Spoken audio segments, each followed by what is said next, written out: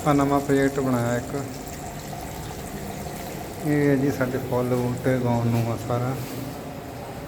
ਇੱਦਾਂ ਇਹਦੇ ਵਿੱਚ ਫੁੱਲ ਬੂਟੇ ਸਾਰੇ ਉਗਾਏ ਜਾਂਦੇ ਹਨ, ਘੱਟ ਪਾਣੀ ਵੇਸਟੇਜ ਦੇ ਨਾਲ ਇਹ ਸਾਰੇ ਫੁੱਲ ਬੂਟੇ ਉਗਾਏ ਜਾਂਦੇ ਹਨ। ਇਹ ਬਹੁਤ ਵਧੀਆ ਪ੍ਰੋਜੈਕਟ ਆ, ਤੁਸੀਂ ਘਰ ਵਿੱਚ ਵੀ ਬਣਾ ਸਕਦੇ ਹਨ। ਕੋਸਟ ਵੀ ਠੀਕ ਆਉਂਦੀ ਆ। ਇਹਦੇ 'ਚ ਬਾਕੀ ਫੁੱਲ ਬੂਟੇ ਲਗਾਉਣੇ ਨੇ, ਇਹਦੇ ਵਿੱਚ ਕੁਛ ਵੀ ਬੀਜ ਸਕਦੇ ਹਨ, ਸਬਜ਼ੀ ਬੀਜ ਹੋ ਜਾਂਦੀ ਆ।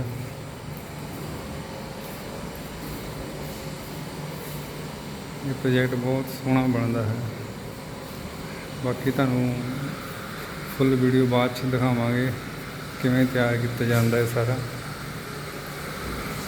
ਇਹ ਪਲੰਬਰਾਂ ਰਾਹੀਂ ਤਿਆਰ ਕੀਤਾ ਜਾਂਦਾ ਹੈ। ਦੇਖੋ ਇਹਦੇ ਵਿੱਚ ਇਸ ਤਰ੍ਹਾਂ ਪਾਣੀ ਆਉਂਦਾ ਹੈ।